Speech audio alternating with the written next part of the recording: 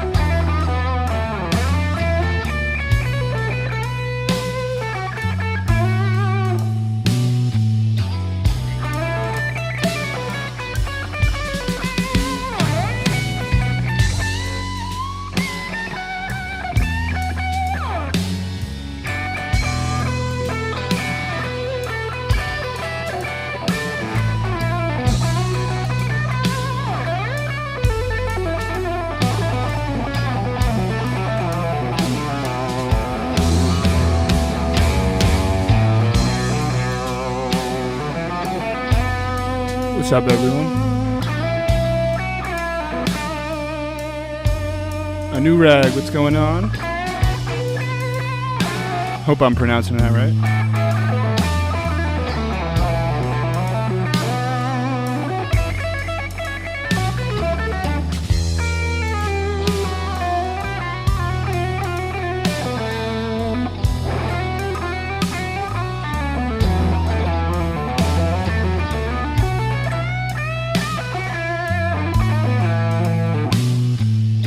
Tetanos. What's going on?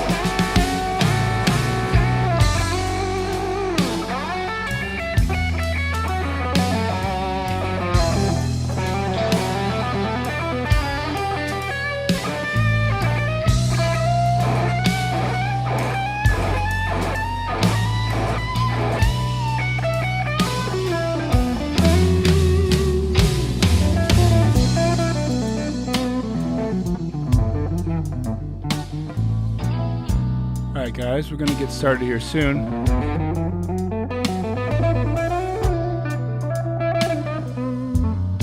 Just got to get this link up to everybody.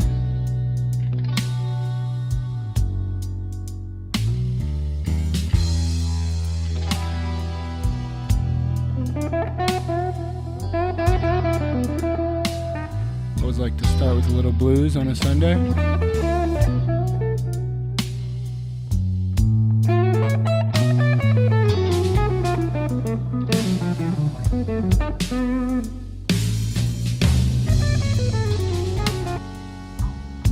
Okay.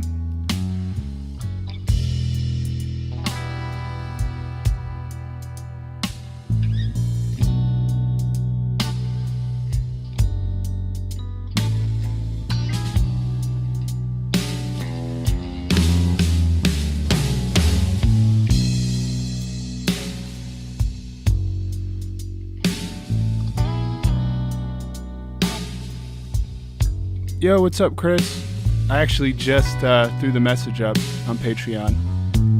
and through the link up as well. Once I get this up on my Instagram as well, be ready to start.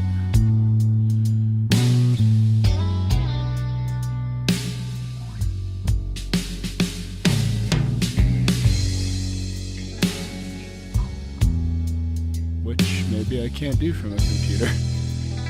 Yeah, no worries. Yo, what's up, Mo?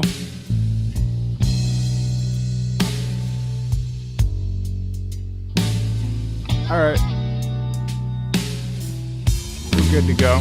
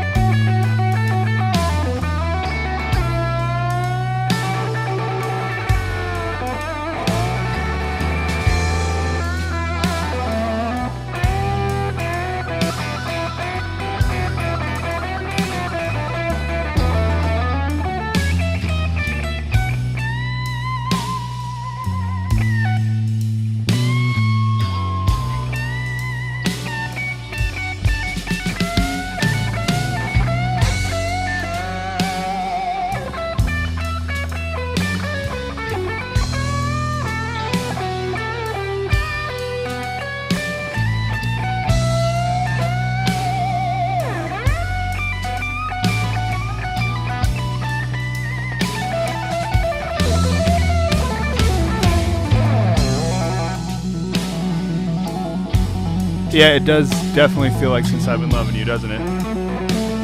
It's in B minor as opposed to C minor. And it has a picture of Stevie Ray Vaughan in the backing track. So I think he probably has tunes like this as well.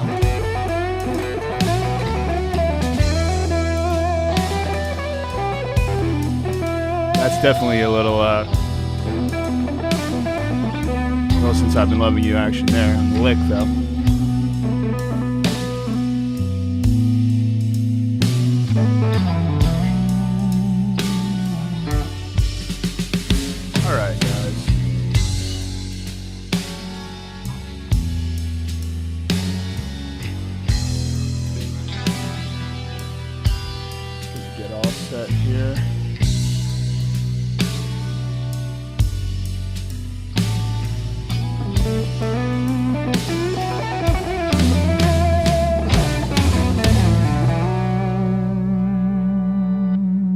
Sweet.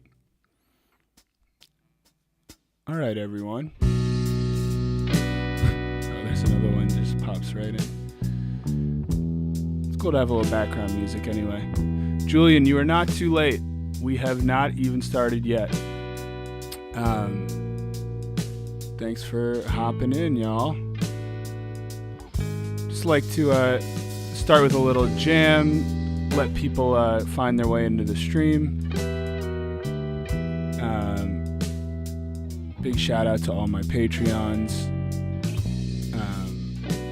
The response has been amazing so far, and I really appreciate you guys checking it out, and from what I can tell, everybody's getting a lot out of it, so that's pretty epic. And if you're new here, definitely check it out. Maybe at the end of the stream, I'll just do like a little walkthrough of the Patreon, because I realized that some people that just click the link and they may not know how to navigate through everything, so I thought that could be helpful even for current patrons. But okay, so the stream today is how I practice guitar, and I want to start by saying that this would be one way that I would practice guitar, because there are many ways that I would practice on any given day, any given practice session. I really think that when you're learning guitar, the same way that we improvise solos and improvise in our playing, you kind of want to improvise how you practice. I think that spontaneity and just awareness of what do I want to do today? What do I need to do today? What do I want to get better at? And constantly changing it up, because I think a lot of people want they just want like a syllabus, or they just want a plan, like just tell me to do this and I'll do it. Just tell me to get on the treadmill and I'll get on the treadmill. There's an aspect of that for sure, and I can help you guys with it. But I also want you to think on that level of like, you are in control of how you're getting better at guitar, and you can kind of improvise and feel it out. So I have a basic plan here for how I would practice. And I think I'll do it as a Google Doc, just so that it's nice and easy. Hope everybody can hear me all right, see me all right. Chris, I feel you. I have been too, man. I think we all have.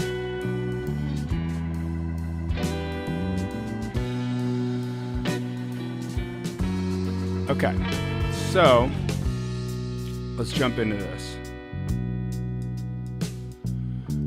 All right, how I practice. This is one potential session that I would do, and then we'll kind of run through it all. But maybe one pentatonic exercise, one diatonic exercise, a bending exercise, and a metronome exercise. So this portion is sort of technical, but as we get to the metronome exercise, it becomes more musical.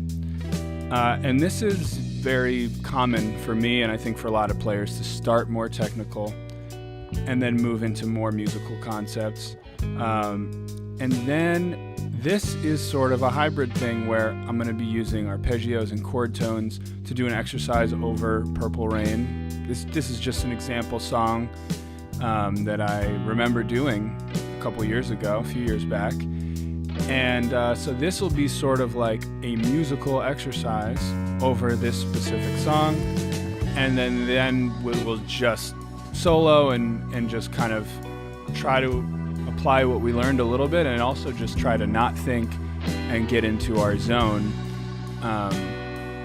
So when it comes to our exercises, the nice thing for you guys is that you have the PDF, the Masterclass Companion, right? So you can download this in the shop if you haven't already, in the Patreon. And so we have all of these different pentatonic exercises that are in the early chapters. So let's say that we wanted to do pentatonic scale in fours. This is a very common one that I would do. And this is an A minor. So we can actually go, and we could do this in any key, but this is actually kind of a fun thing that I used to do. If you're practicing at a computer, you can do this. If not, you can use a metronome. You really can do it any number of ways. But this can be a fun tool. So this is just going to play A minor, and it sounds pretty boring, but I'm just going to do my exercises over this. So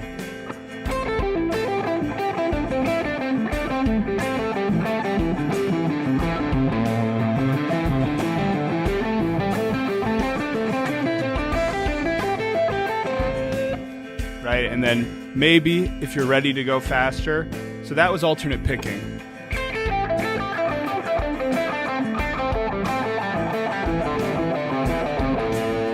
And if you're not ready to go that fast, we can always come in here. This is like the most used tool in my guitar history, in the history of my development, is right here. If you guys aren't using this, I'm going to change the game for you.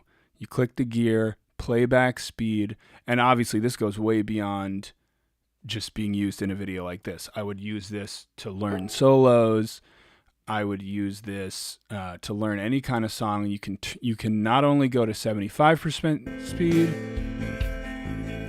but that sounds warpy and like maybe that's too slow. So now they have this custom thing. So like this is 85%.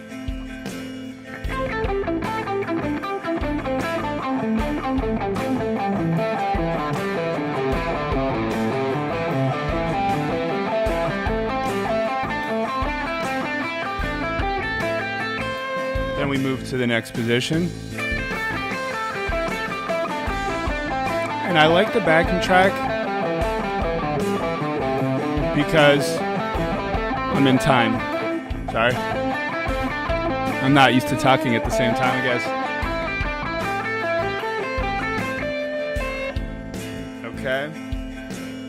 Then next position, pentatonic 3.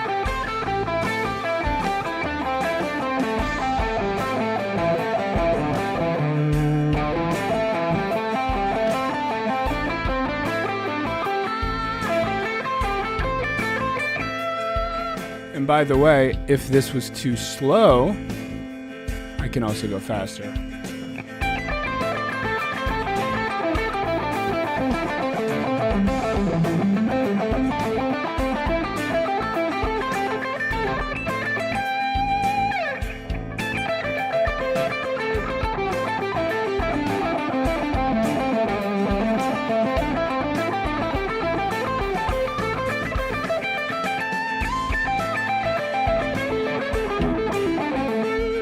Okay, the last thing I played was just me messing around. Didn't want to confuse you guys. So, that would be like a little workout in A minor. Now, once you're good with the exercises, you can do more than one in one session, right? So I could go into threes. Or,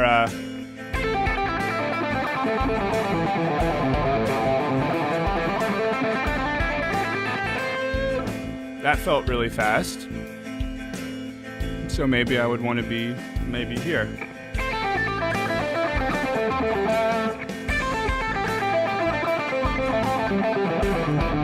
Okay, you guys get the idea, right? So this is the first portion of the exercise. I'm working on my alternate picking. I'm working on my pentatonic shapes, just having more and more comfortability in all 5 shapes. And I'm also instilling an idea that musically could be useful, right? Like in a solo, we're never going to do that the whole time. Like that's too much of the same thing, but we would use it in bursts. And you guys may have seen me talk about that in the lessons if you guys got to that lesson where I talk about this stuff. But I'm noticing this weird thing with the lighting.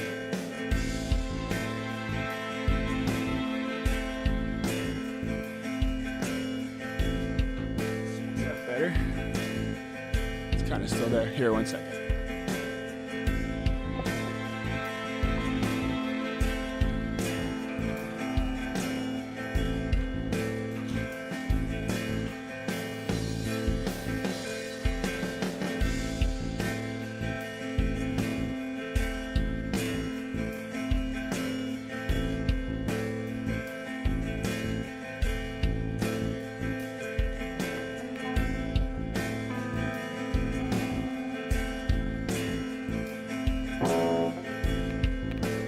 Alright, I might be blasting myself now. We'll see. That may have to change. Sterling.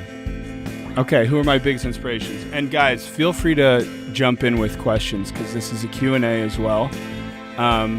My biggest inspirations on guitar would be for sure Jimi Hendrix #1. And then, you know, in no particular order, B.B. King, Albert King, Eric Clapton, Duane Allman, Jimmy Page, David Gilmour, Derek Trucks. Those are my guys. Probably forgot some. But those are my biggest inspirations on guitar. And then I have tons of others just in music in general. Miles Davis, Louis Armstrong, Bach, Beethoven, John Lennon, the Beatles, Stevie Wonder. These are my biggest musical inspirations. So, and guys, this I feel like this lighting sucks. I might go back to what it was in a second. But anyway, okay, so that is a nice start to a practice session because we're practicing multiple different things at once. From there, we're going to move into a diatonic exercise. And again, if you go into your PDF, we have a million diatonic exercises in the later chapters. And if you're not here yet, that's okay. Okay, so lesson 32. One of my patrons showed me, he sent me a picture. He actually printed out this whole thing and made a book out of it, which is pretty sweet. I would definitely, if you can do that, suggest doing it. And actually, I might print them and sell them in the shop because it's kind of cool to have it as a book. Okay, so lesson 32, we have diatonic exercises. So we just did 3s and 4s, so why don't we do a broken interval thing? So here's broken thirds in parallel. This is just one example. As you know, we have tons and tons and tons of possibilities. Okay, here we did it in fourths, broken fifths. Okay, so I don't know exactly what chapter it's on, but I am going to do one of my favorites, which is the broken thirds in an alternating direction, so to speak. And this is all in the PDF and it's all in the lessons as well. I just don't remember exactly what lesson it is. So if we go in here and we can pick a different key, let's say G major. All right, so now I'm going to be doing my exercise over G major. So I'm going to go through all 5 positions of G major, which is kind of like going through 5 modes. And then for this, I would probably just go normal speed. And so this is this exercise. First of all,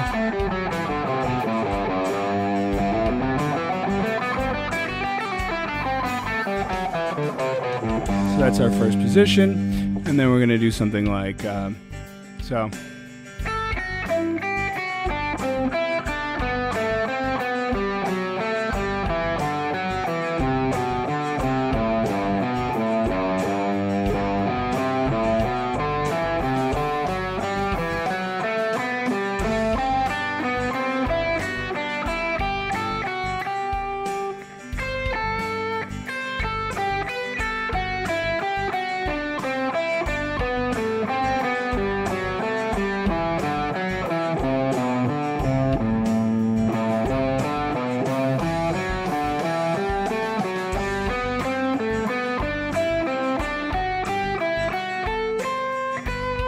It doesn't sound like music too much, but there's musical elements to it.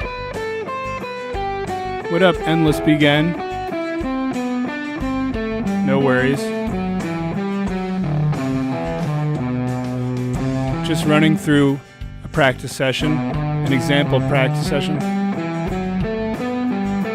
We're still on technical exercises that have musical application. So right now we're doing all 5 positions of this exercise.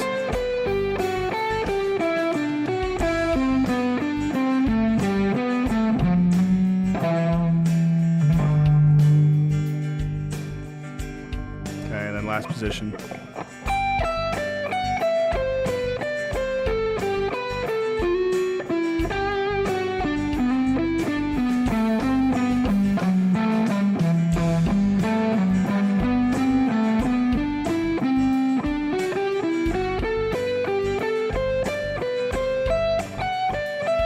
So it seems like I actually might want to slow this down a little because I've made a couple mistakes, which could also be due to me trying to talk and do a bunch of things at once.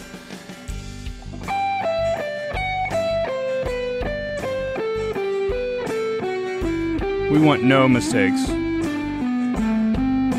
When there's no mistakes, that means you're at the right tempo.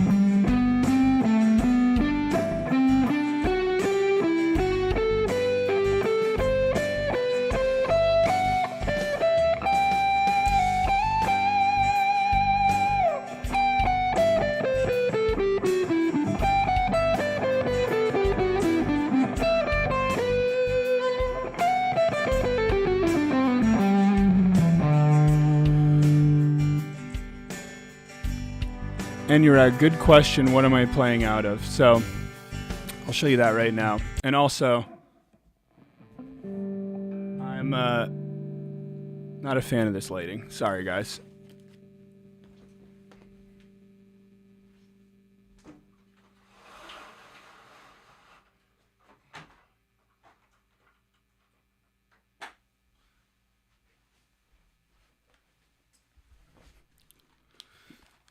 There's just like this weird line of lights.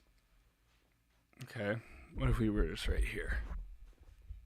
That's better, kind of. I don't know. Okay, so here, I'll show you guys the setup real quick, by the way. And this is super easy to do.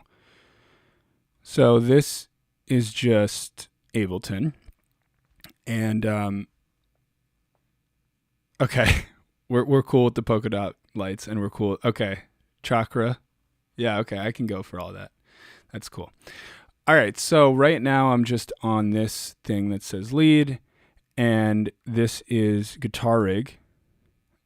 And honestly, this is a preset called Eric Johnson in Manhattan, which is for sure based on an Eric Johnson tone on this. I think he has a song called Manhattan. I like Eric Johnson, but I don't know his songs that well. So yeah, I mean, this is like Marshall, Plexi vibes, and it's a great lead tone. There's some verb, there's some delay. I have not changed this one bit. So if you own Guitar Rig, you have this sound. And so yeah, I'm in the DAW, and it's all running through to the stream. If there's another one that I use in Logic, and the tone is a preset, you don't even need to buy anything. It just comes with Logic, and that one's called Arena Ready. And I use that a lot in the course. In the MAXTERCLASS course, you can hear like the lead tone that I'm using on a lot of that is just that one sound. Vico. Oh, thank you so much, Vico. Really appreciate that, man. So yeah, this is the tone settings. And, you know, there's also a clean sound that, you know, generally speaking, I would probably be using more cleans when I was practicing. But there's nothing wrong with using a lead tone sometimes for practice. Seems a little louder too. So we would just go in here, take our clean down a bit.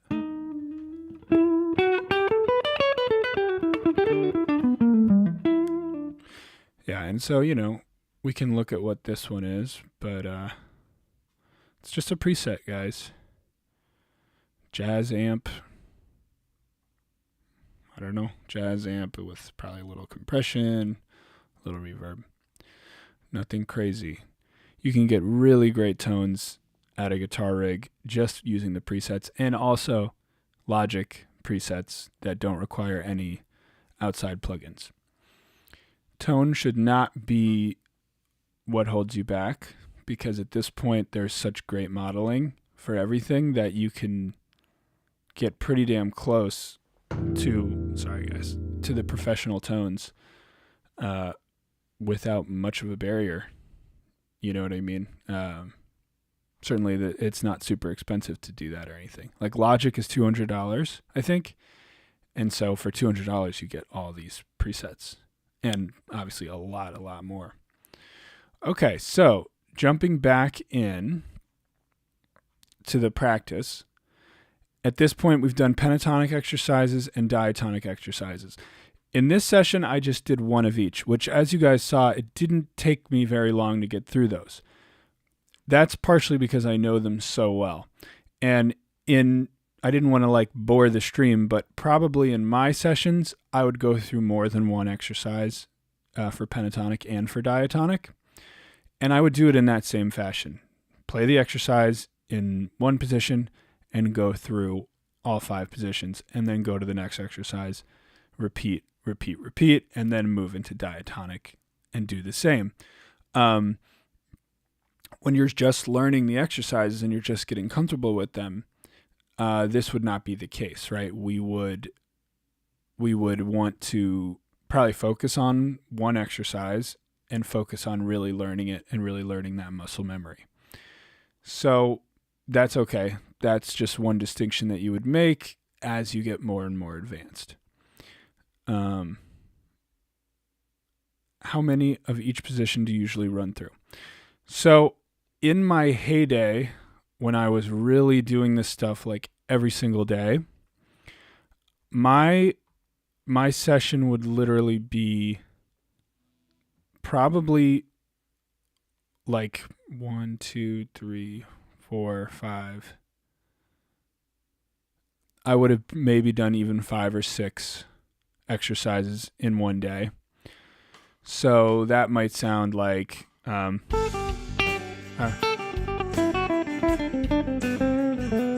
so 3s.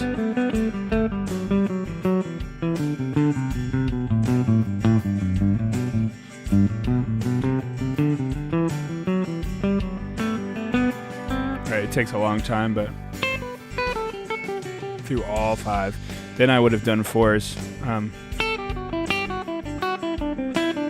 This is a little slow for me, but that doesn't mean that it's there's nothing wrong with going this slow, and there's nothing wrong with going slower either. I want you guys to know that. Never rush ahead.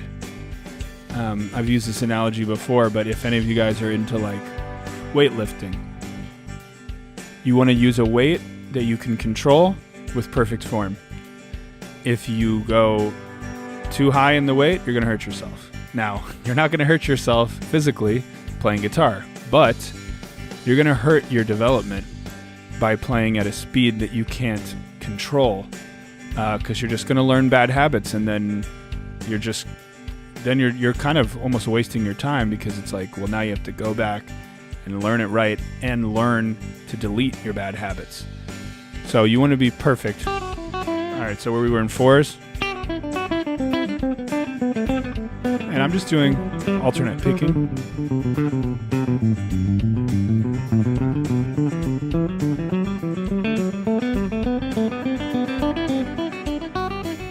Right, so first position, and then we would move to second.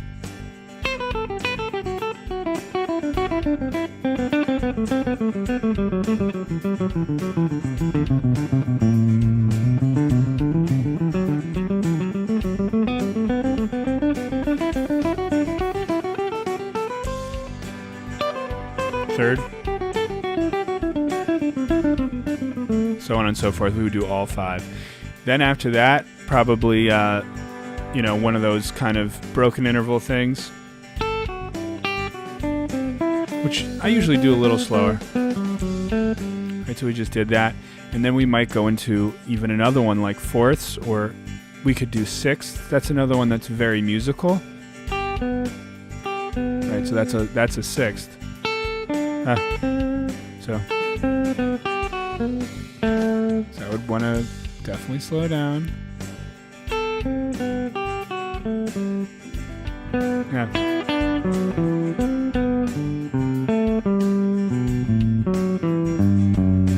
And the other thing, guys, when you're first learning an exercise, get rid of any metronome anytime and just learn it.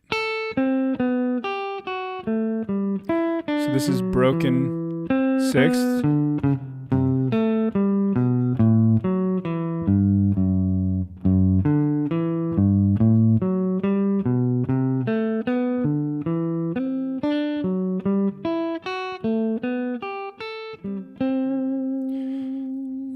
excuse the mistakes, and it's in an alternating motion.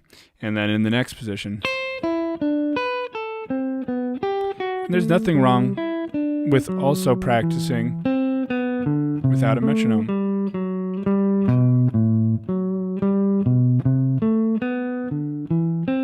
Especially when you're learning it. Next position. You start to know the sound.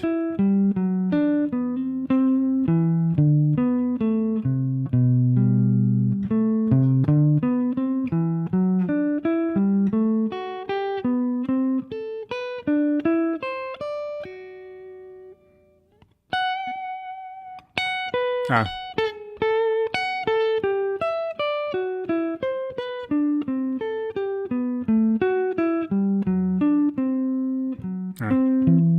So this is one I haven't done in a while, so this would be, I mean, this is great practice for me right now even.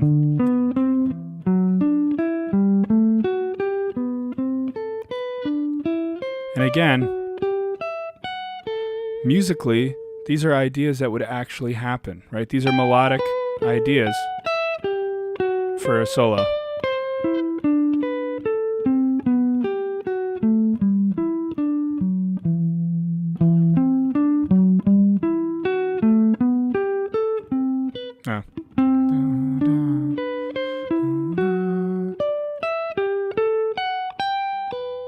So that's all 5. Okay, so worthwhile to do exercise like this with others, thinking of trying to go through your course with a friend. Well, that's very interesting, Julian. I've never practiced like this with another person, and it's not to say that it wouldn't work or that it couldn't be good, but it's not something that intuitively I would have thought of. I would say above anything else, whatever makes you practice, do that. You know, so if doing it with a friend is going to motivate you and keep you on point with the practice, then I say go for it. That could never hurt, right? Jared, remember listening to your covers of War Pigs and Have a Cigar for the first time. Thank you so much, man. Really do appreciate it. Hell yeah. So we are going through a practice session. I love the way you play with emotion. Can you show us how to integrate a lick or an idea in your playing so you don't have to think about it when you improvise? That is a great question. And to be honest, some of the stuff that I was just doing, these exercises, to me are a huge part of making that jump of essentially not having to think when you're playing. At the end of the day, 99% of the stuff that we play exists in a diatonic mode or in a diatonic scale. So by learning the diatonic positions of the guitar inside and out, and it's not just about knowing every note and where it is, it's about having muscle memory to move through them with different combinations and permutations and just all kinds of different musical and technical ways to address the shapes. When you do that and you really get that muscle memory, this stuff just starts coming out of you. So like if I was playing on this,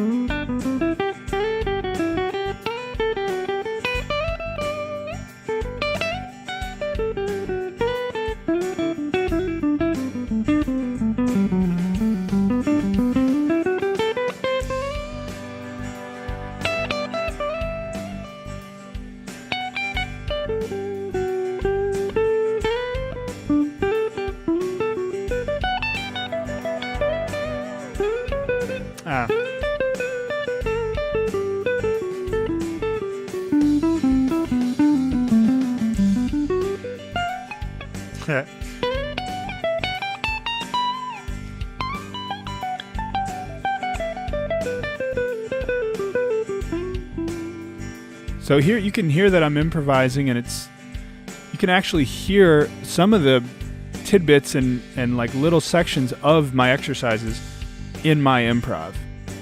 And, you know, I was leaning into that a little bit, but at the same time, that is really how I would improvise. And obviously, I'm flipping a switch to try to think more melodically, but I have a path to walk down because I have my muscle memory. So when it comes to playing great guitar and learning great guitar, you have to learn in 3 dimensions. You have to train your hands, you have to train your ears, and you have to train your eyes.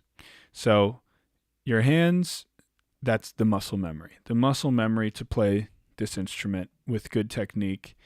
The ears, you have to hear the music, right? You have to train yourself to hear great melody and chords and melody over chords and vice versa.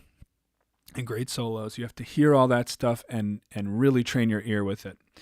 And then the eyes, you know, whether or not you are looking at the neck or seeing it in your head with your eyes closed, that's the visual of the shapes of the fretboard, right? And that's very specific to guitar, but that's what we need to play great music on a guitar, right? The shapes will be different on a piano, different on a saxophone, and if you're singing, I don't even know if you see shapes, but that's just like what we need to grapple with to use this particular instrument. So always be training the hands, the ears, and the eyes when it comes to guitar. Okay. Oh, Jared. Okay, you got it. Sounds good, man. All right, so would you say it's more useful to learn a solo by ear opposed to using a tab? This is a really great question. You need to learn solos, right? Any of you guys who have done private lessons with me or watched anything in the course, I probably said that a million times. You have to learn solos. In the beginning, you should use tabs if you have to. And if you can learn them by ear in the beginning, then jump right into that. But I could not in the beginning. I needed tabs. And I remember the first tab I ever used was the George Harrison's solo on Let It Be by the Beatles. That is a great first solo to learn, right? For anybody that's in that stage. But yeah, it's okay to use tabs, but the goal is to eventually get to doing it by ear. And the reason is that by learning a solo by ear, you are now learning more than just the licks in the solo that you can steal, which, by the way, of course, that is important. And of course, go ahead, steal the licks. Like we all do that.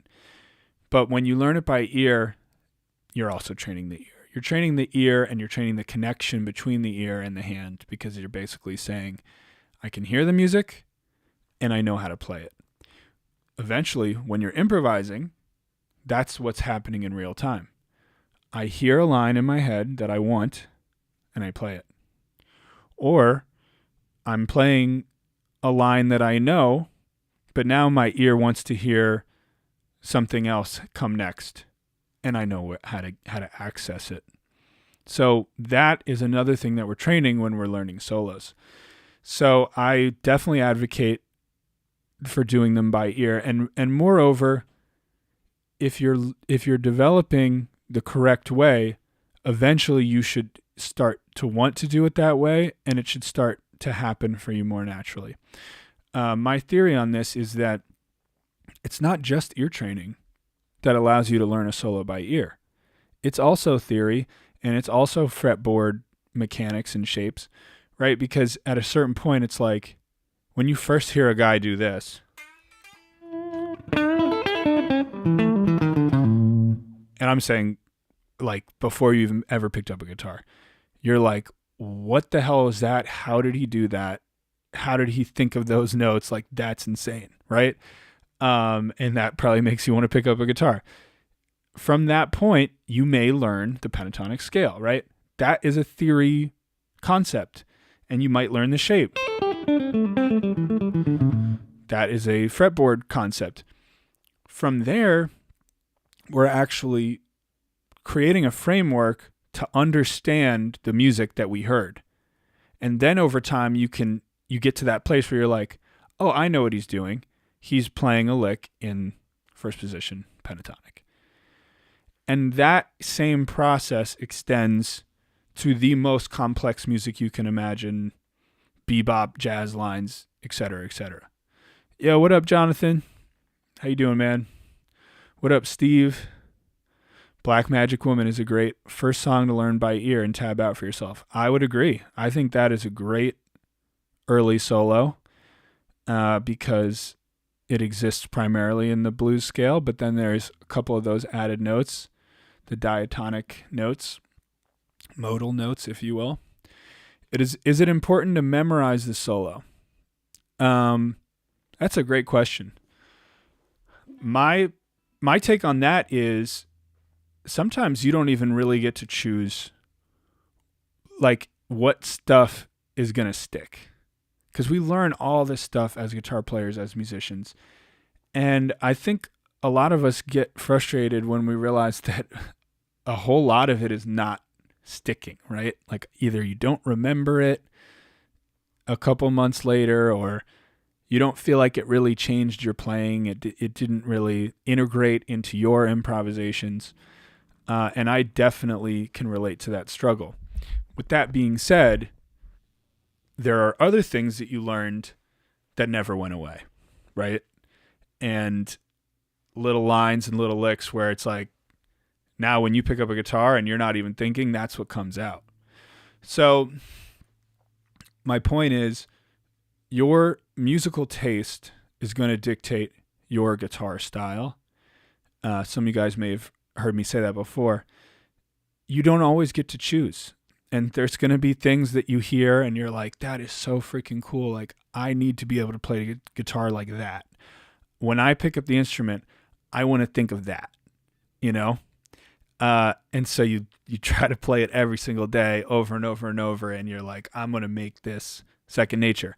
And you might succeed if you care that much and you really, really go for it on that level where you're doing it every day for like weeks and weeks and weeks. You might succeed in doing that.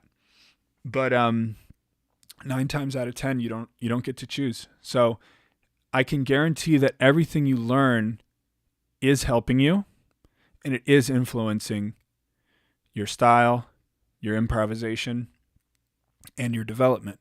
But that was a long-winded answer to it. You don't have to memorize the solo and be able to play it exactly the whole thing.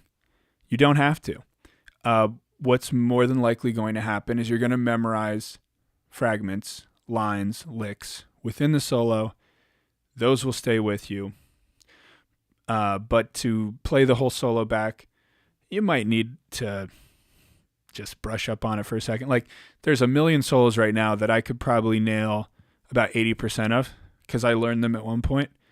And that last 20%, I'm just going to tinker with it for a little bit and then I'll get it back if I care to play that whole solo for whatever reason. But for the most part, no, you don't have to. Have you ever tried playing Maggot Brain by Funkadelic? Yes, I have. But actually, more so, I've just played over the backing track of Maggot Brain. I don't think I ever learned Eddie Hazel's solo, but which I love. I love his solo. Did you mean to learn how he played it, or just playing it myself, Mario? Okay, so we've gotten through some of these more technical exercises, pentatonic and diatonic. Now, the bending exercise is a huge deal to me personally. Your own way is best. Yeah, no, for sure. I've done that. And actually, we can take a look at that in a few minutes when we get to that part of the stream. I chose Purple Rain for this one, as you can see here, but Maggot Brain would also work very, very well. So I'm going to switch actually to a lead tone because I want more sustain for this portion. And the bending exercise, which we won't do the whole thing, but this is one of the lessons in the Patreon. We have our target pitch. We bend to it very, very slowly.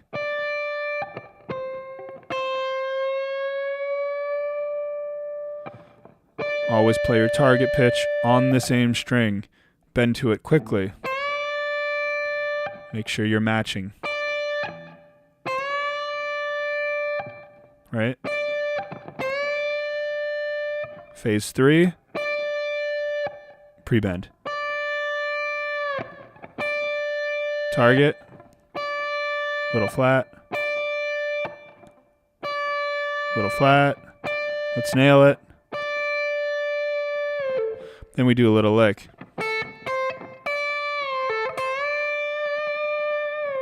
Right, so we get pre-bend, unbend, and then bend into the note. Then we just repeat that on the B string. Slow. And I would do this over and over. Fast. Pre-bend. And then the lick. The G string. Slow.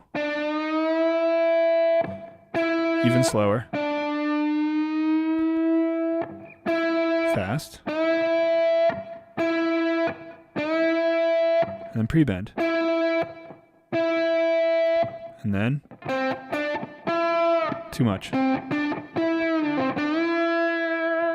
Then I want to do it with my first finger. This is one that a lot of you guys miss out on.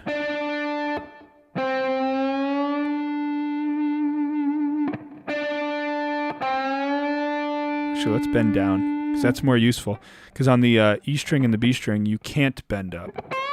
You have to bend it. Well, depends what you look at as up. You can't bend this way on those strings. You have to go this way.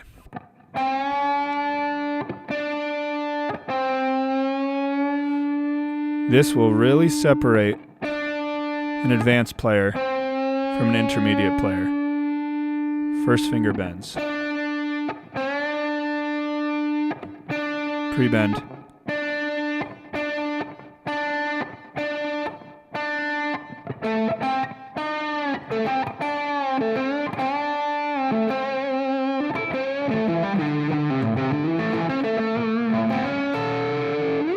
You can do it in a different area. Same exercises. And I still do these exercises to this day. I cannot overstate how important they are. Because not only are we improving our intonation of our bends and the precision of hitting the bend, which is so important. If your bends are out of tune, you will immediately sound less professional and just less good, right? Just musically, it won't be as good. So that's so important. And then you're also building your control and the musculature, because another aspect of bending, it's not just that you can take a bend and bend it the right way and be in tune for that single bend. It's to have the stamina and the control to do several different bending moves in succession within a solo.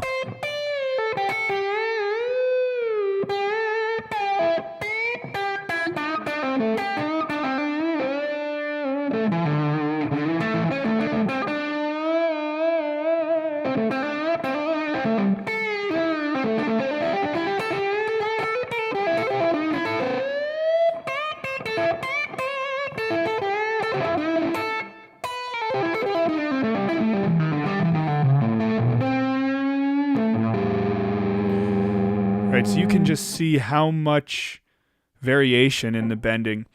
But doing an exercise like this helps you to build that control and that stamina to bend in many different ways and from different angles and lengths and speeds, etc., etc.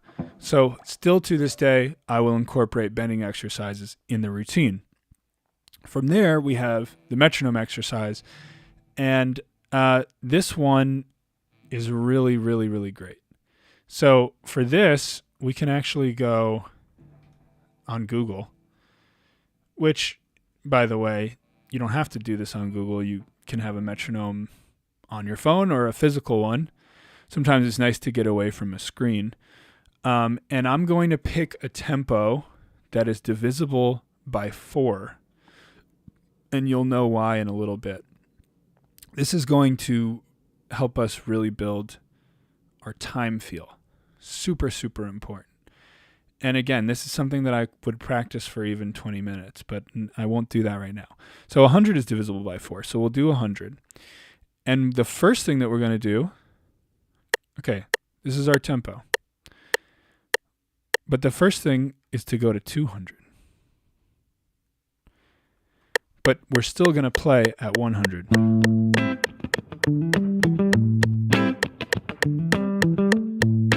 And you could play something rhythm or lead.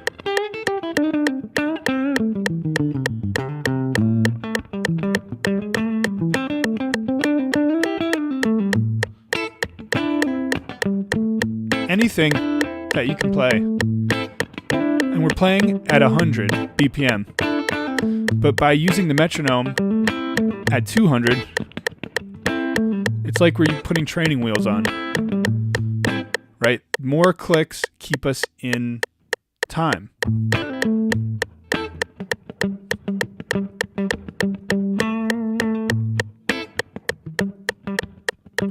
Really get in the time. But I don't want you to think that you have to be able to play all this crazy stuff to use this exercise, because it could also be something simple.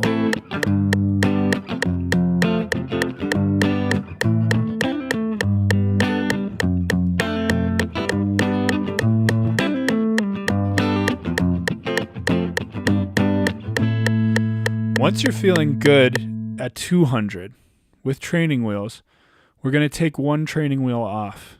We're going to go at 100. We're playing the same thing.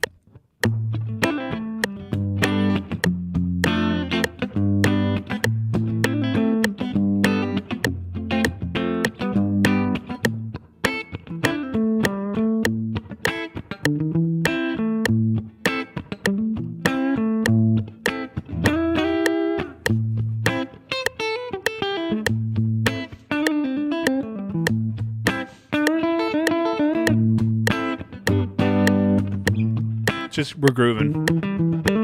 That is all we're worried about. Being on time.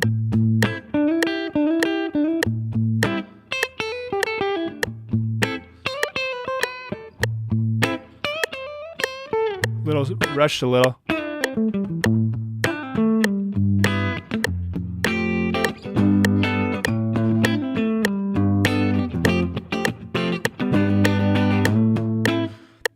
Once we're feeling great at 100, we're going to take both training wheels off and we're going to go to 50.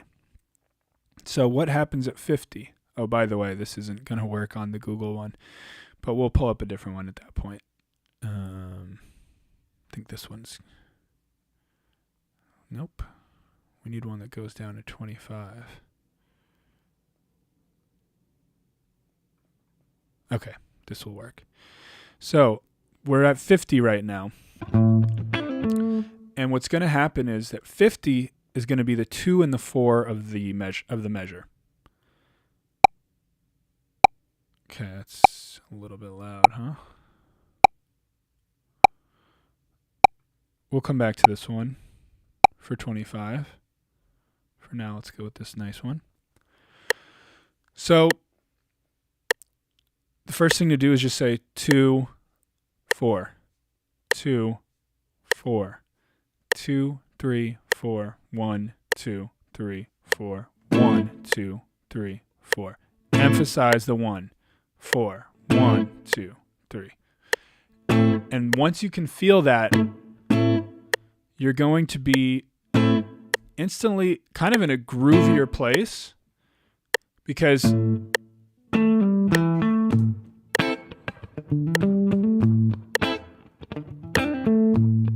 that's like the snare now, or the hand clap.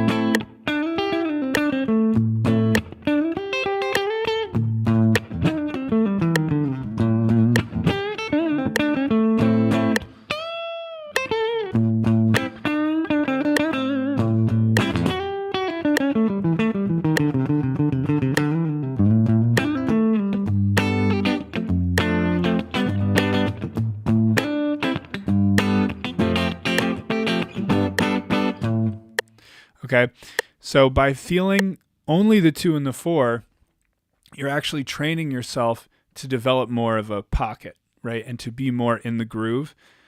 This is one of the most important exercises that I can point to.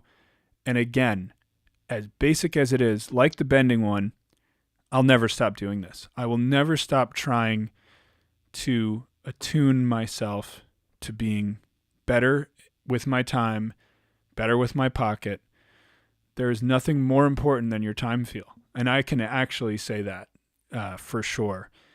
You've probably heard different people say, it doesn't matter what notes you play as long as like the timing of them is cool. That's pretty much true. And so by going down to half time and making it the 2 and the 4, not only are we building our pocket up, but we're also building self-reliance on an internal clock. And when we go to 25, which is, let's say if this was a bicycle, now we're going to be on a unicycle. Now we're really, this is even more so playing that game. Self-reliance, internal clock. That's what this quarter time thing does. And you can choose this to be the 1, the click. That's the most basic and best way to start. But eventually you could even imagine that the click is the 2 or the 3 or the 4 or even something crazier. But for now, this is going to be 1, 2, 3, 4. Okay, so we're too slow. 1, 2, 3, 4. 1, 2. So we have to reattune. We're still at 100 BPM. We're just hearing less time information. Now we're back to the exercise.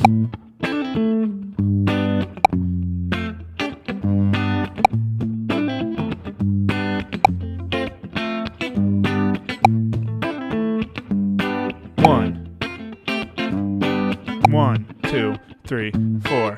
1.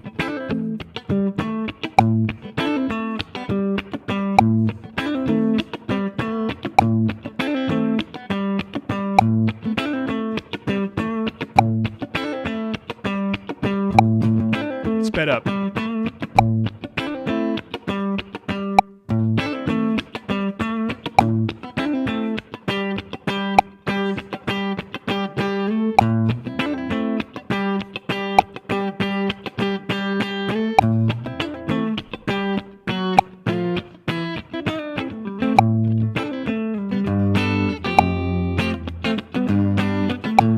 Now we're in the pocket.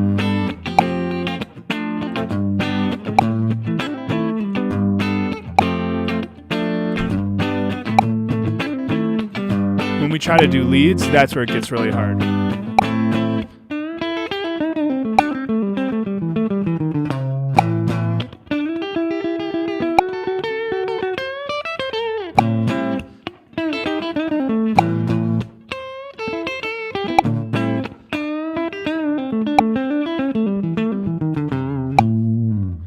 Okay, so that is the metronome exercise that I've done for the better part of 10 years. And like I said, I'll never stop doing it. So you could see that I was improvising. Bro, are you playing a specific song? If you're just jamming, I got to know how you're doing that. Okay, Sam, great question. And Jared, I thought the higher the BPM, the harder the exercise. Wow, great point. Hit the nail on the head. Absolutely. The higher the BPM in this exercise, the easier it is, right? It's like we have training wheels, and then as we lower the BPM, there's less and less for us to rely on. We have to rely on our own internal time. So you can have different starting points, right? We used 100, nice, easy number, divisible by 4. We could do 96, 92, 88, et cetera, et cetera. We could also go for faster tempos like 120 BPM. This is a very, very common tempo. We would just need this to go to 240, which it does. Okay, so Great point. Sometimes the faster the tempo, the harder. And sometimes, like with this one, kind of flips that on its head. Now, Sam, I was not playing a specific song, and I was jamming and I was improvising. So how am I doing that? And obviously that could be a whole hour lesson in and of itself. But the idea is that I'm using a framework that I understand. So I started in A minor. Now, within A minor, I have a bag of tricks and licks that I can come to. So one of them was this. That's just a lick that I know. And it's based out of the pentatonic scale. Everything that I just did, these are like rhythm guitar licks.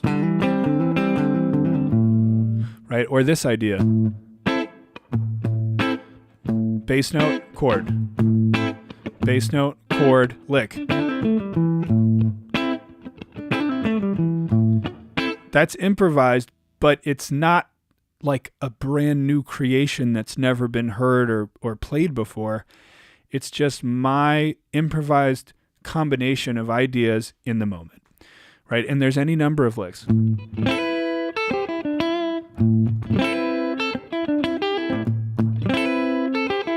Here's another one. It's a harder lick, but it's just a lick that I've played. Or here's another good one. Or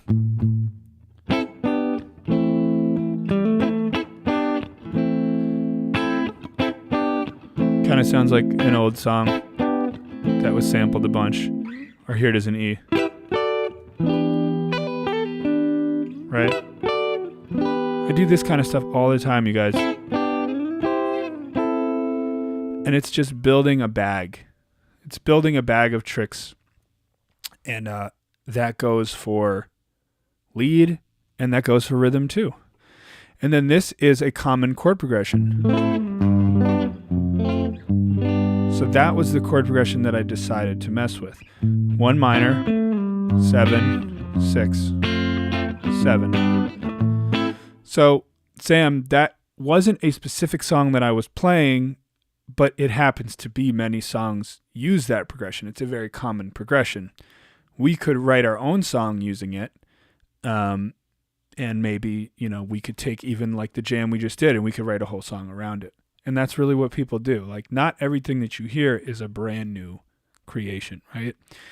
So how do you connect the different scales for the licks? Jared, it was Snow by RHCP, right? It could have been Snow. It could have been All Along the Watchtower. And many, many others. Okay, how do you connect the different scales for the licks to the chords you played?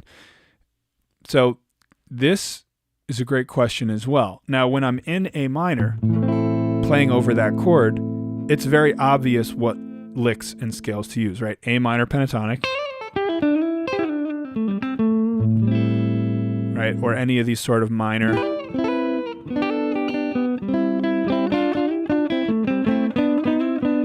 These are like chordal licks. And I could show you guys any of these and explain the science behind it. Or you could just say, I like how that sounds. What are you doing there? And you could learn it.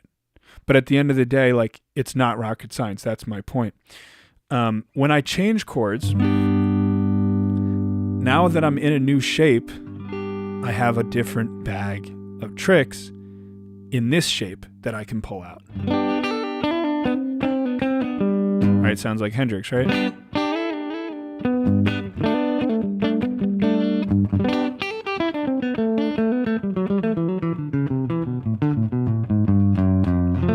Next chord.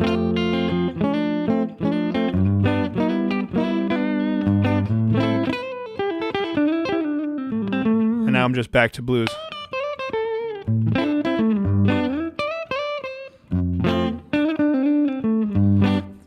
Okay, check this out. Chord, blues lick. Next chord. Next blues lick.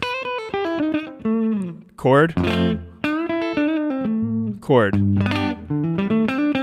So I'm just going chord, lick, and I'm actually just going back into my comfort zone for my lick, which is my first box, second box stuff.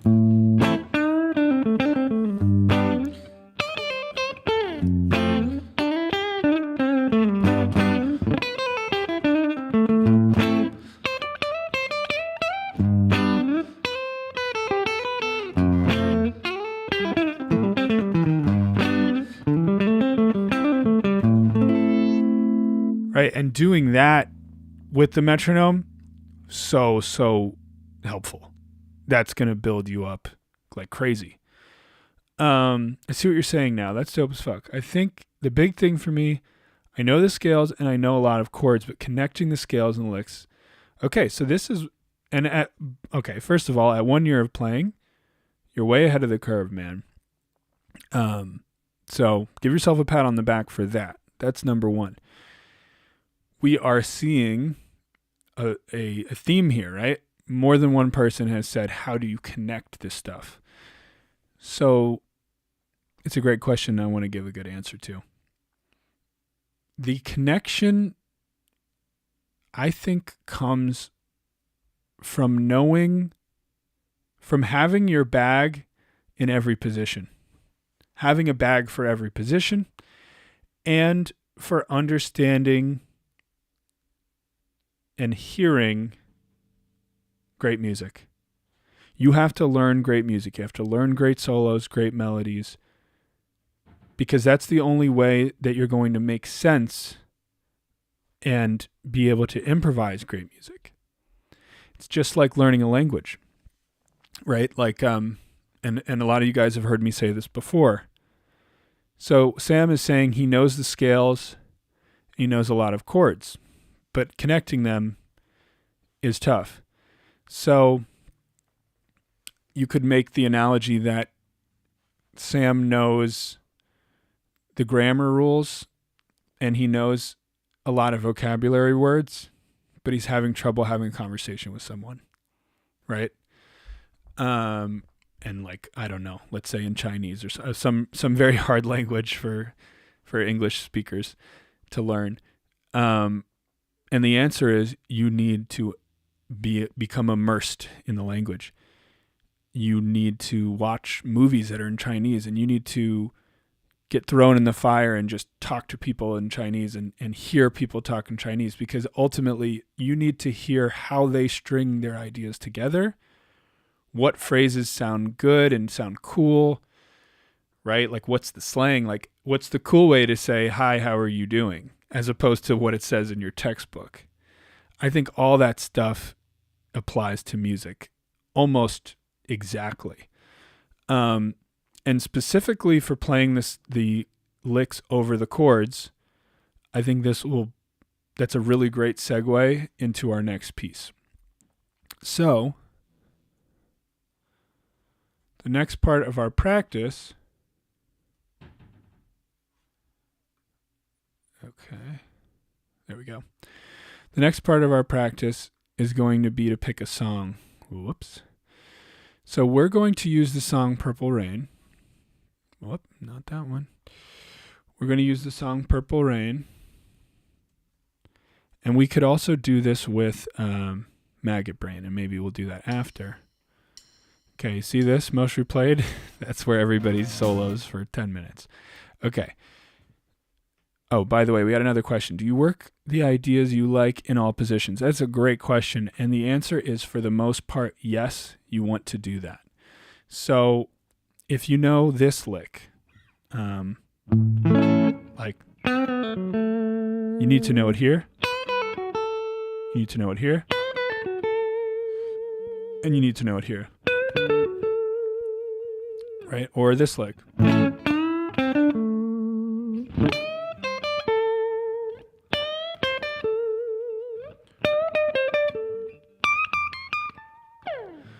Being able to do that is very, very helpful.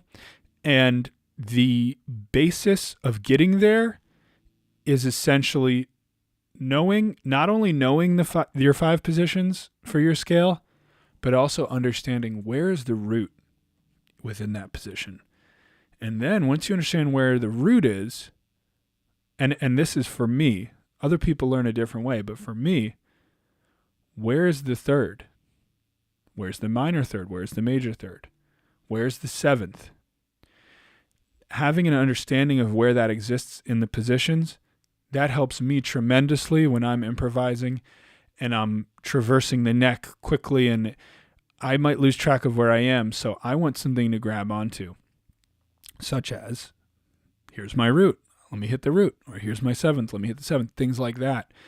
Other players don't think that way. Other players just have a map of the sound, maybe. Other players might think of them as colors. There's any number of ways to compartmentalize the guitar neck and the music, the scales. But that is my way. I really do utilize and lean on the number system. But in theory, when I'm really deep in the zone with improv, I'm not thinking too much at all. So when you're practicing, and you guys will hear me say this all the time, when you're practicing, you're building great instincts. And when you're playing and performing, you're trusting your instincts. Full stop.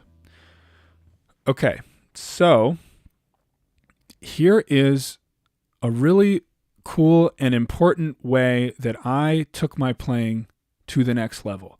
When I was in a place where I felt like I was doing a lot of the same licks over chord progressions that were more interesting than what I was playing over them. So I'll give you guys an example. This is a great chord progression. First, let's learn the chord progression. And I'm going to switch to a lead tone.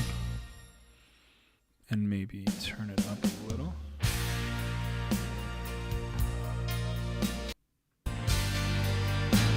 Okay. So first and foremost, the chord progression.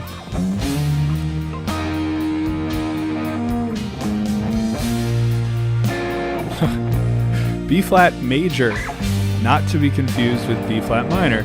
G minor, F major, and then E flat major. So the way I would solo,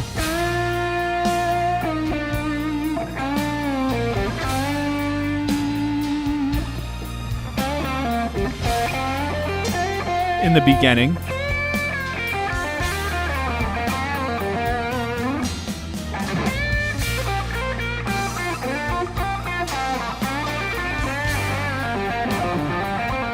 it's not that it's bad, but it was getting old to me.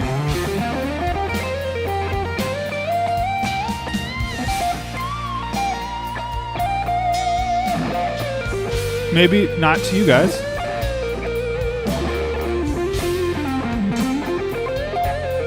But what you might notice is I'm just playing blues licks, right? And because I'm very experienced, sorry, I'm just going to tune, which is going to sound terrible against these chords. Because I'm very experienced, I'm naturally hitting the notes of the blues scale that correspond to the chords in the song.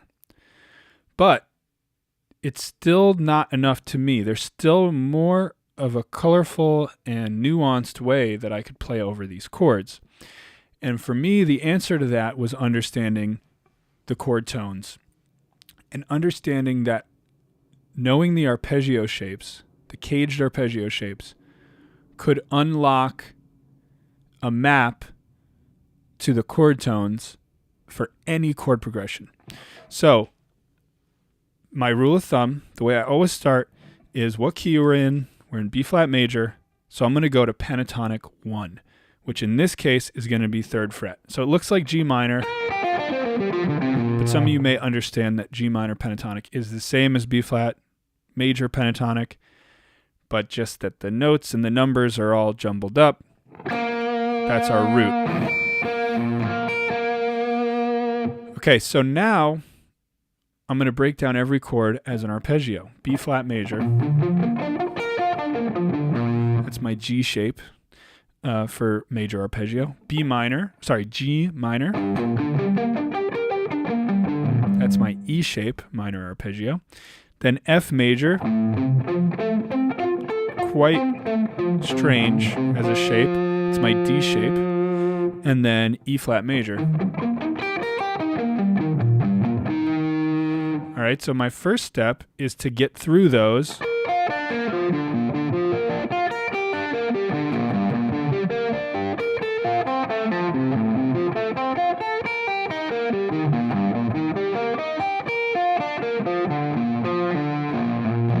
And you can hear the chords, right? We are playing the notes that make up the chords to this song. And we're playing them arpeggiated, so it doesn't sound like music yet, right? It sounds like an exercise or like an old classical etude or something. Now, the next idea would be to start switching up how we use the notes. We want to get away from arpeggiating them and into making music out of them. So the easiest way to do that for me was to just focus on a couple of different strings. Now, this is a very slow progression, so I'm going to use 3 strings. In a faster progression, I would use 2 strings or even 1 string. So what does this mean? I'm going to take the B flat major arpeggio, but only play the G, B, and E strings. So while B flat is playing, those are the only notes I'm allowed to play. And then G minor, I'm taking a 3-string cross section of that caged arpeggio shape. It's my F chord, which is a D shape, and then my E flat. All right, and now I'm going to play a solo where I'm only allowed to use those.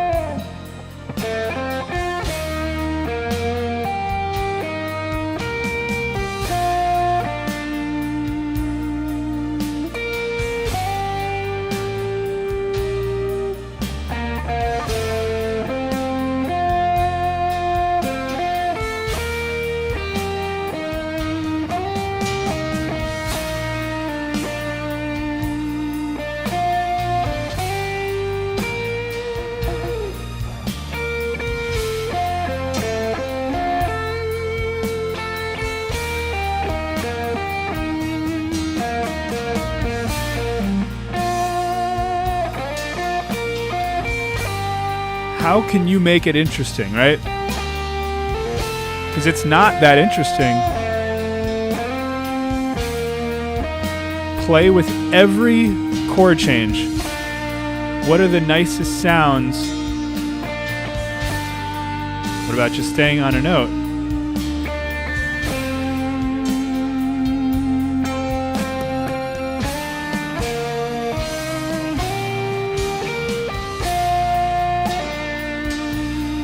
Okay, so this concept, right? I hope that it's making sense to you guys. I mean, I wish that I had a guitar. And by the way, this is an idea that I really have. If anybody out there is good with programming or guitar building, this is a real idea that I think could like change the game in guitar education. But basically having LED lights on every fret, and we're connected to the computer or the phone or something, and it's playing this chord progression. And while B flat is happening in the chord progression, only those notes are lit up, right? These notes, the B flat arpeggio. And then when it changes to G minor, all the lights change, right? To the G minor notes, etc., etc. And then doing this exercise is like playing a game of Twister with your fingers, where you can only play the lit up frets over the chord. And if you just do that, you will be amazed at what the transformation that will take place in your playing. And then, of course, we need to do it in all 5 positions, right? But even doing it in one position is really great for the ear training element of this exercise, because this exercise is, again, doing all 3, hands, eyes, and ears.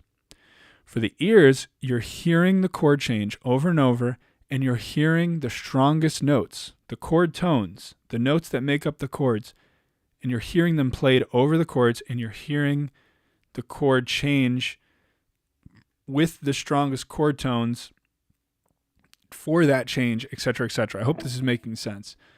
Rocksmith session mode kind of does that, but I'm too dumb to utilize it.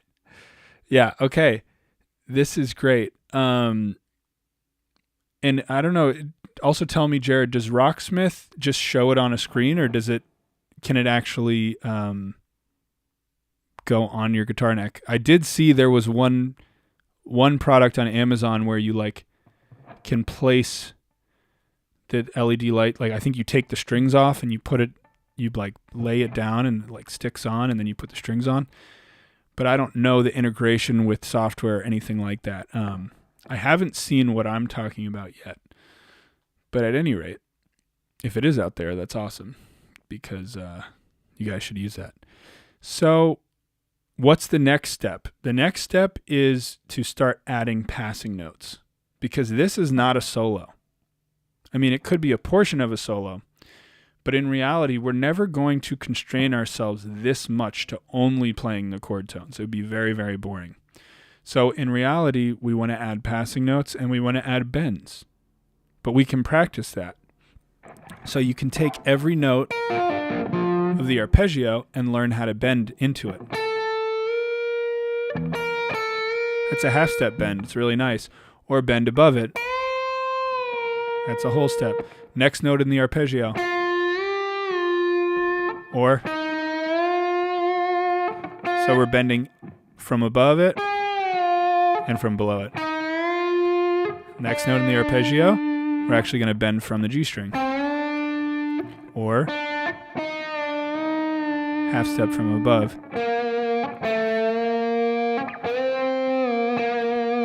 So we've broke down all the notes in the B flat arpeggio and how to bend into them and from above them on the 3 strings that we're utilizing. And we would do the same for the other chords.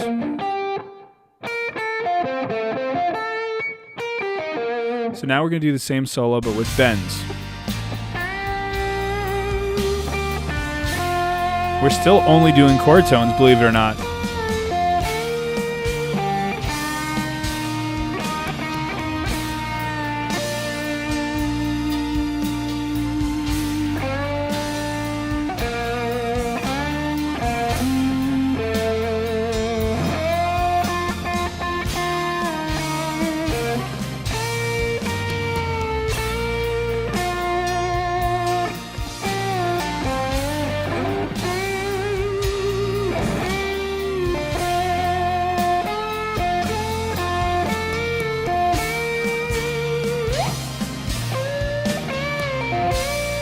Now we're doing it in the next position.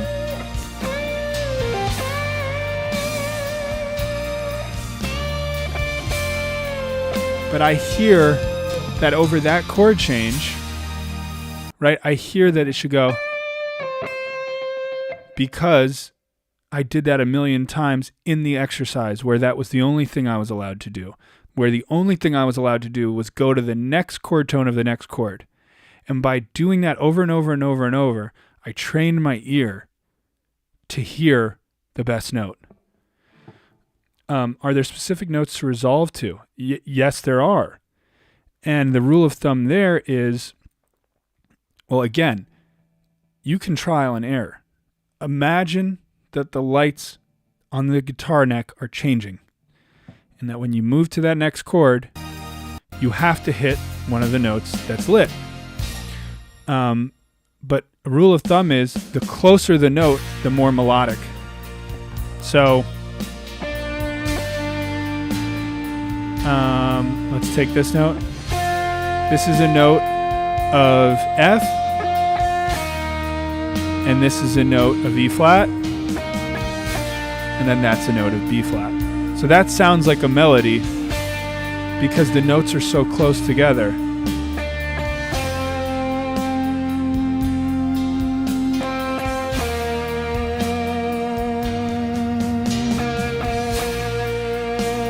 This could be a solo, I'm telling you guys.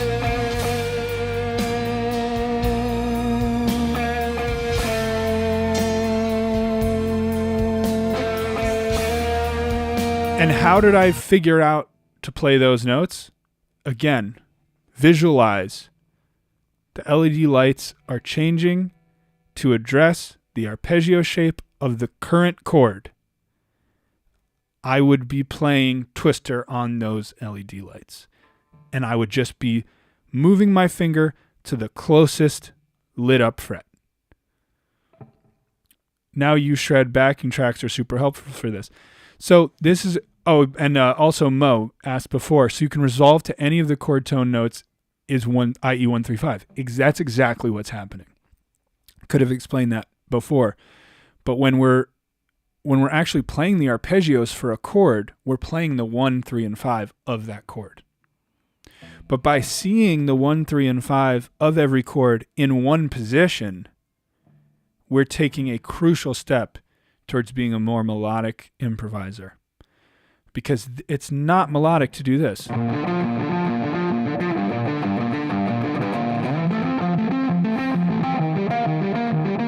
I'm playing the 1, 3, 5 of every chord, but there's no melody as opposed to...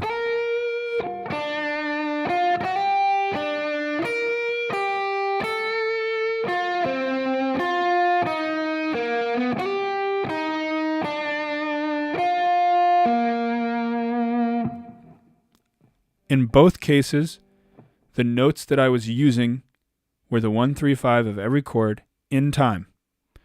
But in one case, it was melodic, and in one case, it wasn't. So I hope you guys can see why. Before getting here, is it crucial to have myself familiarized with the cage system? Jared, this is a great question. Yes. I think, well, yes and no. To master this concept, you will need to master the cage system of arpeggio shapes and scale shapes. But to dabble in this idea, you certainly don't need to master it. You just need to have a basic understanding of a couple of arpeggio shapes, and you need to just take a more basic chord progression and plug in. Right, and I'll be happy to show you guys more and more of this. And in fact, I think this could be the next string of lessons if and when I get to add to the course. It might not be for a little while, but that's certainly one area that I think we could go next with the MAXTERCLASS course on the Patreon, which, by the way, if you're just tuning in and you're not a patron already, I encourage you to check it out. There's a lot of amazing lessons up there, similar to what we're doing now. So if you like this teaching style and this type of content, definitely go check it out. It's in the description below. So the Daily Blues said, now you shred backing tracks are super helpful. So from what I've seen of the Now You Shred, they will show which scales you can use, and they'll kind of give you a map of the fretboard. That is great. I don't know if they show the chord tones. Maybe they actually do, and if they do, that's even better. But the one thing that I've never seen is something that changes in real time to the music. And that's the connection that you guys need to make to take this next step. So once you've done this exercise for a period of time and you've taken it through all your positions, when you go to solo over the song, you're in a new universe of soloing. It sounds so much better.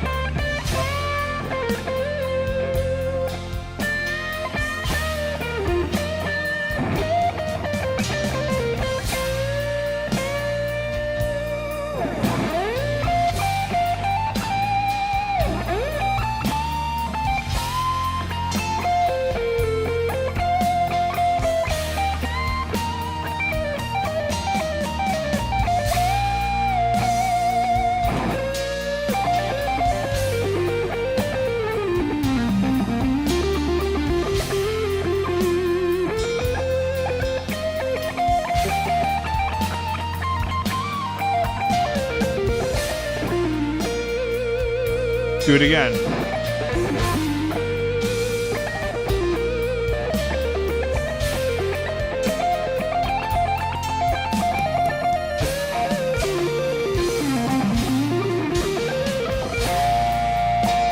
Okay, a little sloppy there, but... And so what you guys might notice is that I'm no longer playing only chord tones. That wasn't actually the point of this exercise. The point of this exercise was to build your instincts, to get you hearing the strong notes, and to get your muscle memory wrapped around the chord changes. This is what Mo was asking. Without even knowing it, your muscle memory might be saying, okay, I know that when we change from the F chord to the E flat chord, if I go from my second finger to my first finger, I'm going from the 5 of F to the 3 of E flat.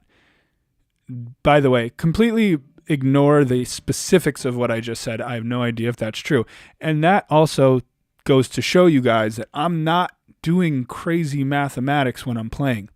It's exercises like this that train you to hit the right notes without you even having to be cognizant of exactly what's going on with the numbers. You don't need to know. But you're building the muscle memory to hit those resolutions, and you're building your ear training to hear those resolutions and to hear those melodies happening. And also, there's something special that happens when you limit yourself and constrain yourself with your improv, right? So we basically said we have to paint a picture only using blue, yellow, and red. How nice of a painting can you make, right? Well, it's actually an interesting example because I guess in theory, all the colors you can make are from that. Let's say instead you have to make a painting with only blue and white paint or something like that, right? This is the idea. And then you make the best painting you can make. And that does something, right? Because then when you go to your canvas with all your colors, you're like, I feel limitless now. And you will get new ideas from limiting yourself. I can't stress that enough. So the last thing I want to do, and then we'll wrap up. I know we've been going for a hot minute here, but somebody, I think Mario, asked for a different song. He asked for Maggot Brain. I just want to show you that you can do the same thing. Is this... I think there is a Now You Shred. Yeah, this is a Now You Shred. So this is going to show us what we want to see. So they explain what scale we use, right? E Aeolian, aka E minor. Oh, and they do highlight the triads. That's awesome. You can also practice in every position for an hour. All right, so these guys get it. E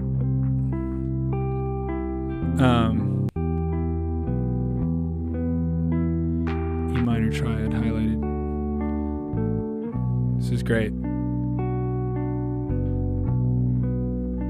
Daily Blues, you're 100% right. And I never even noticed that they were doing this. So guys, the blueprint is right here. Okay? Now, you have to kind of read through this. It's a little hard to understand.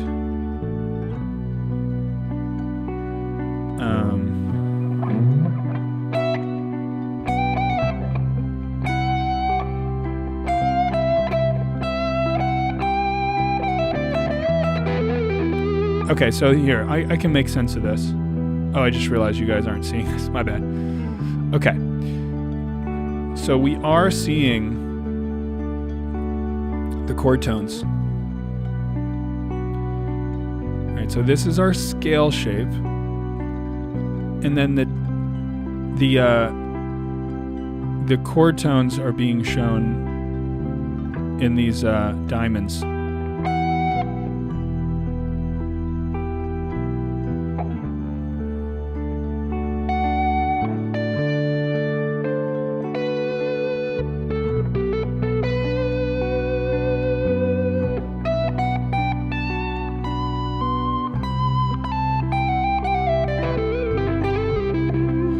So over the E minor,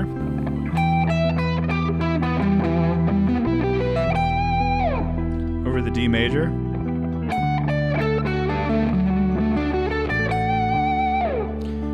over the B minor,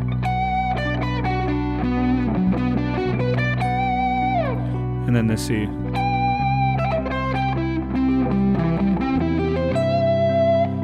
So now let's say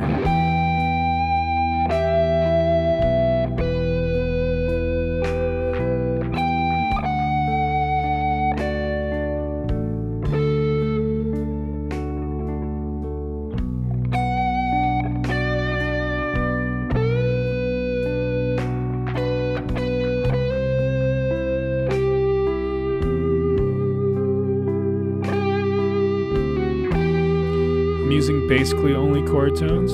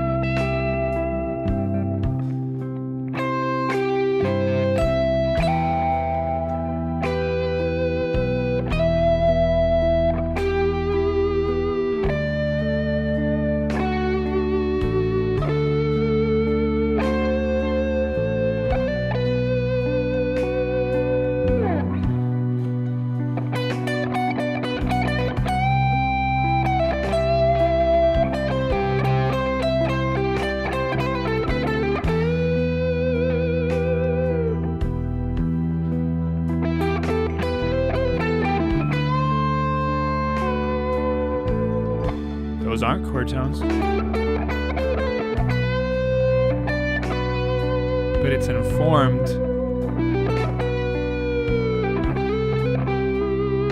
by doing the exercise.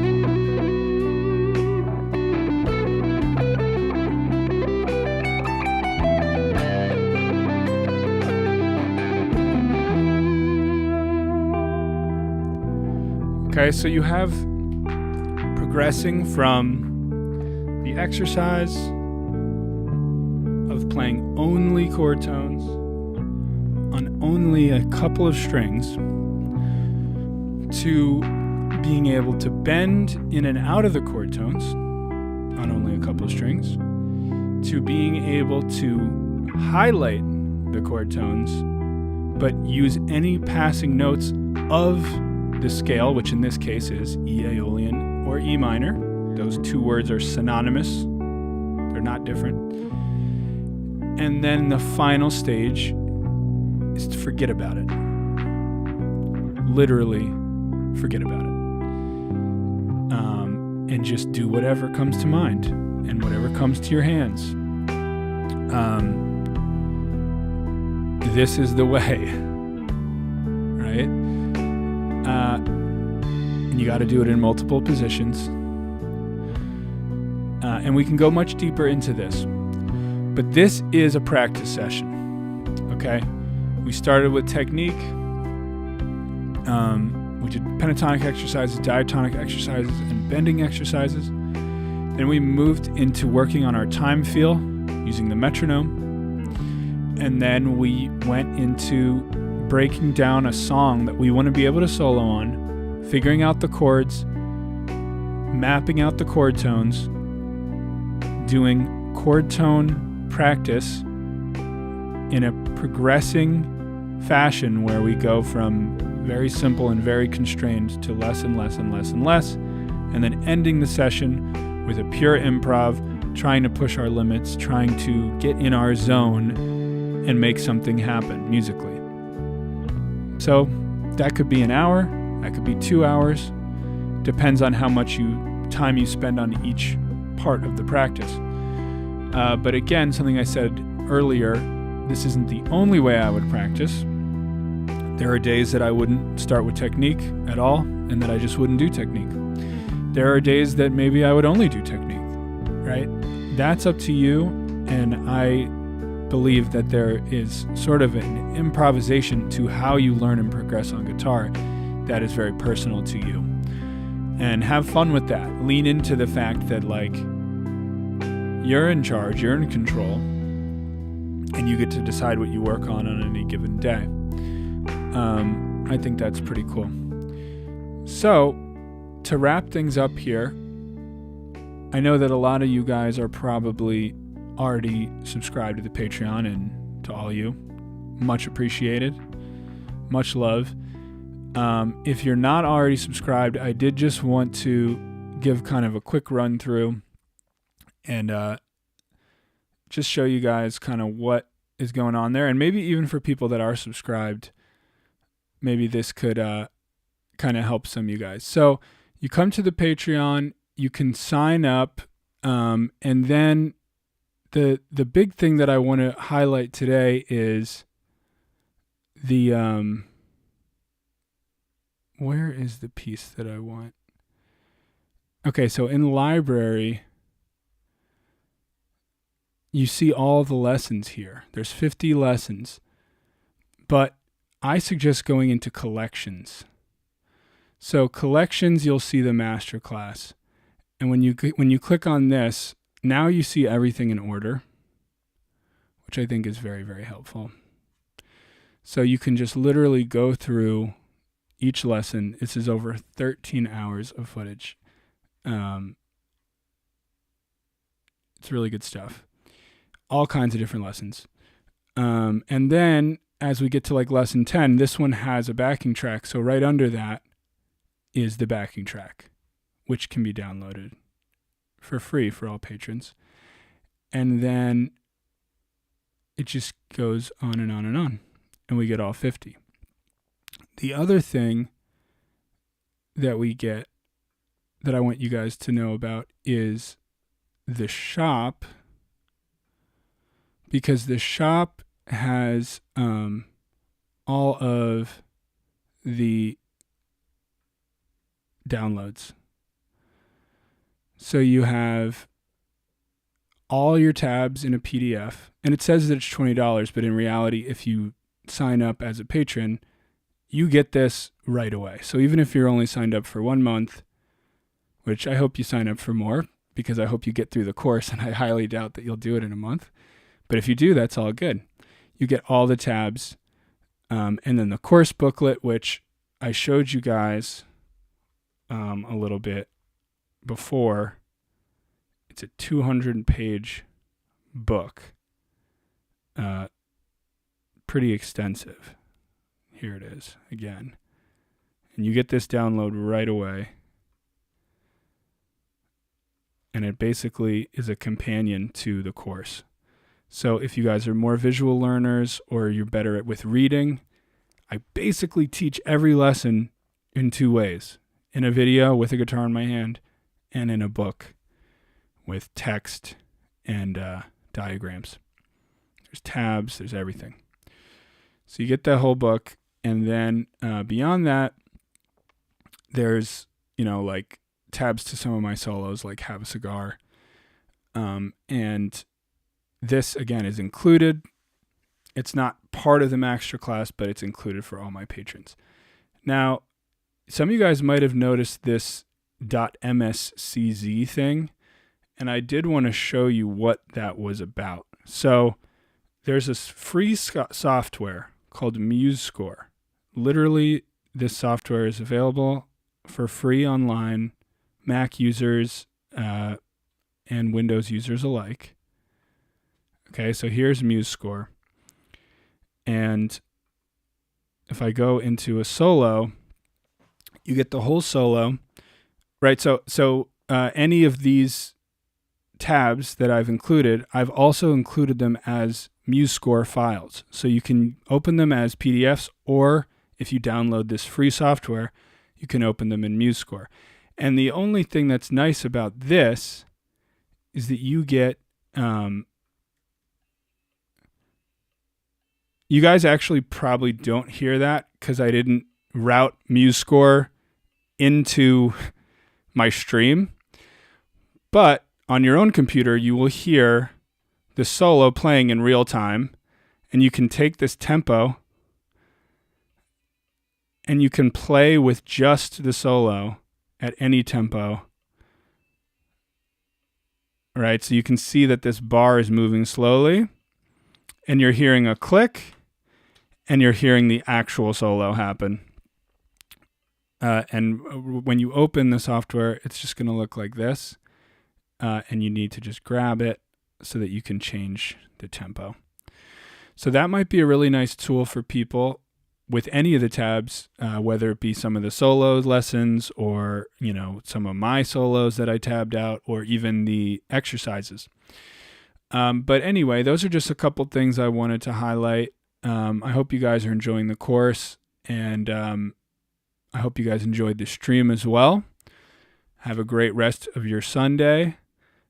Before I leave, are there any more questions? We covered a lot of ground. I might have to watch this over and over just to get the hang of it. Definitely getting those lessons. Love from Mongolia. Wow, Jared. Hello to Mongolia. That is quite a distance. But that's awesome, man. And much appreciated. Mo, it was my pleasure. This is really something that I think is very important in terms of what I want the offering to be. I want it to go beyond just the video lessons and the tabs and the PDF. I want you guys to have the interaction, and I want to share my knowledge with you in this format as well. I think that's really important. The only thing that you're missing at that point is, some one-on-one feedback, which would be like me or someone or a teacher hearing you play and giving you feedback. And then even more importantly, playing with other people and playing in front of people. Those are two experiences that nobody can teach you, but nothing will improve your playing more and improve you as a musician and probably improve you as a person. I can't stress this enough. I really highly encourage you guys to go out and find a way to play music with other people and play music in front of an audience. It doesn't matter how small. This could be your local jam session where you just sign up and you just get up there. Any experience of that nature goes a hell of a long way. And if you're not ready for that, that's okay too.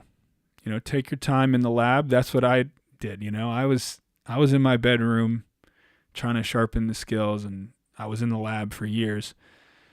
But when I finally started getting out there, my playing went like this, because you put yourself in a pressure cooker and you put yourself in a situation where, okay, I've learned all this stuff, but what am I going to say now? And how am I going to get a reaction from the audience? And then when it comes to playing with other people, I got to play in time. I got to pay attention. There's all these things that you don't get in your bedroom. So eventually I want you guys to get there. But Sammy, thanks for the live stream. Definitely subscribe soon. Seems like very valuable content. Thank you so much, Sammy. Really appreciate it, and you have a great rest of your day as well. Thank you, Max. I'm already in the course. The content is so cool. Tetanos, thank you. And I'm glad that you're getting so much out of it, man. Chris, truth, I've improved so much in the last year just having a monthly gig. There you go, right? There's no substitute for it. And, I don't want people to feel bad if they're not out there doing it. I just want to encourage it. And most people in jam sessions and stuff, I'm going to say most, are going to be very inviting and very friendly. And they're probably nervous too, So everyone's trying to build each other up, right? Now, there might be some shitty jam sessions where people are assholes. That's going to happen. But for the most part, I think you guys will have a great experience. And then, if you can get a little band together, get some kind of monthly bar gig or something, like, you'll be pleasantly surprised. And it'll give you something to work for in your practice sessions as well. Some people are infinitely motivated to just get better at something in the comfort of their own home and in their own world. Myself included, I probably could do that a lot. But then when you have something to work towards, like, I want to wow my bandmates, or I want to wow the audience, or I want to get someplace musically with those other people this Saturday night or whatever it is, it might give you a new fire for your practice. And, it kind of gives you a dream to build on in a way. And I think that's why a lot of us get into guitar, and it's a dream to be great. And, you can really achieve that. It's just a few ingredients. Good practicing, practicing the right things, listening to great music, learning great music, and then playing with other people and putting yourself out there. It will happen. You just need the patience and the determination. So I'll leave you guys with that. A little motivational speech for Sunday. Hope it wasn't too heavy-handed. But anyway, once again, appreciate you guys so much. Thank you for tuning in, and have a great rest of your day. I will see you next month in another live stream. If you're already subscribed, please shoot me a private message. And I might even start like a community chat where we can all just be communicating through that. I want to hear from you guys.